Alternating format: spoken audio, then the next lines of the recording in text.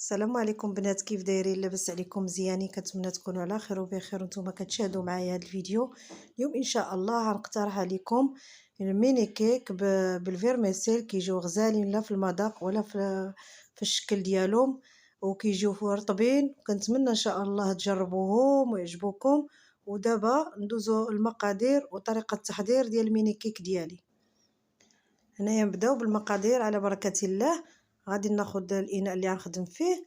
هنايا بالنسبه للمقادير غنحتاج 2 معالق ديال الفيرميسيل، هاد الشعريه هادي ديال الشوكولات. عندي كاس ديال الحليب يكون دافي شي شويه على حسب الحال بارد. عندي كاس ديال السكر سنيده وكاس الا ربع ديال الزيت نباتيه. هاد القياسات كامله بكاس ديال العنبه. وعندي 2 بيضات مخرجاهم من قبل من الثلاجه. وعندي الدقيق حسب الخليط، وساشي ديال الخميره كيماويه فئه 100 غرام، وساشي ديال الفاني. هادو هما المقادير اللي غنحتاجو لهاد ميني كيك. دابا غنبداو. اول حاجه غادي نحطو البيض ديالنا.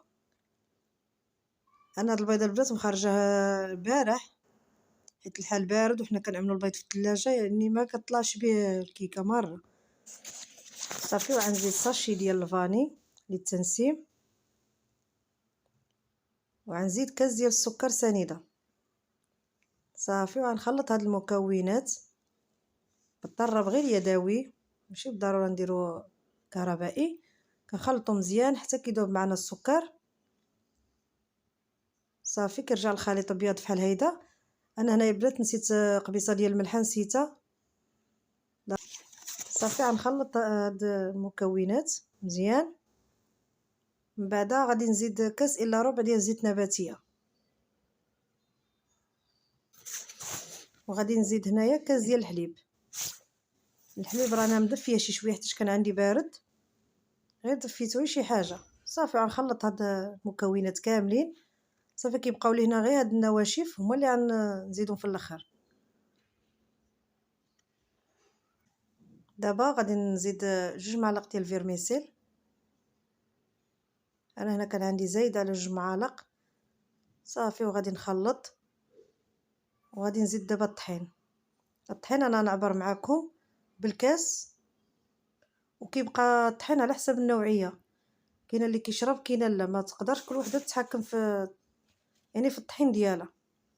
انا ضفت هنا الكاس الاول، غادي نحرك، ما نضيفوش في مره واحده باش نشوفوا القوام ديال الخليط. هنايا غنزيد الكاس الثاني.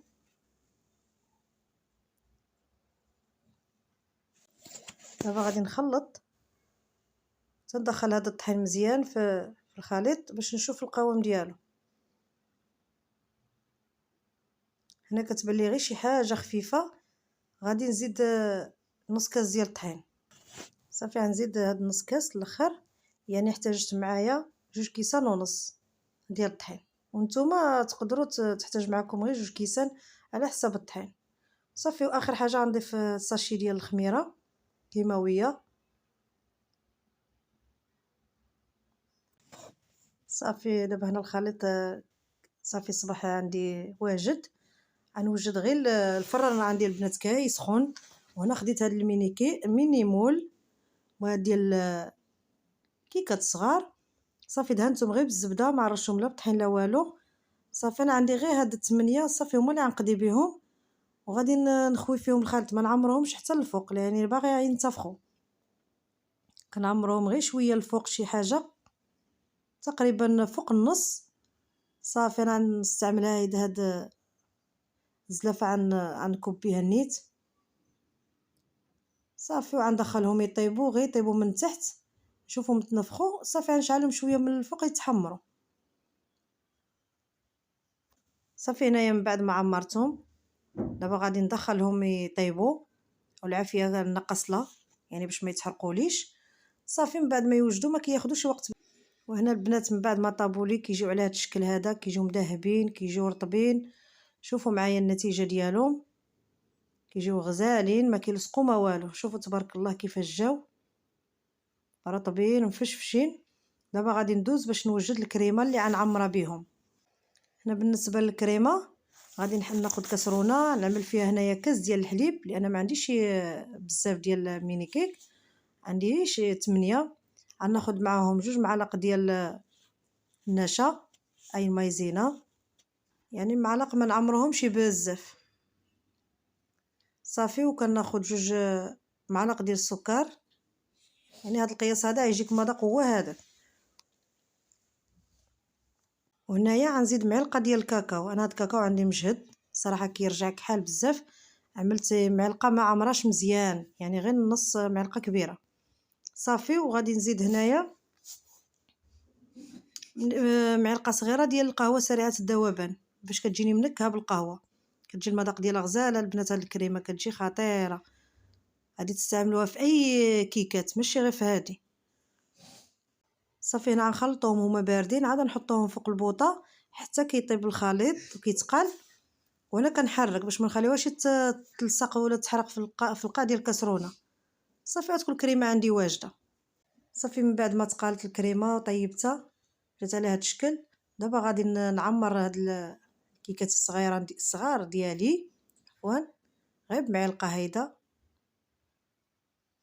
صافي حتى كنساليهم كاملين. انا هاد كاس ديال الحليب جاني نيشان مع هاد 8 د الحبات اللي عندي صافي. هنايا غنساليهم بالتعمر.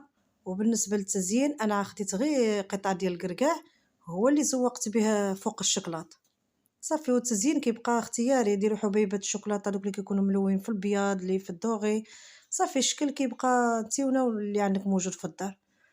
وهنايا الكيكات ديالي غيكونوا واجدين. دابا هنايا من بعد ما ساليتهم بالتزيين هذا هو الشكل النهائي ديالهم. شوفوا معايا نقسم معكم وحده، شوفوا كيفاش كتجي وكيجيو فتيين ورطبين والمنظر ديالهم مزيون. كنتمنى ان شاء الله الوصفه ديال اليوم تنال اعجابكم، وهنايا كنقول لكم بسلام عليكم.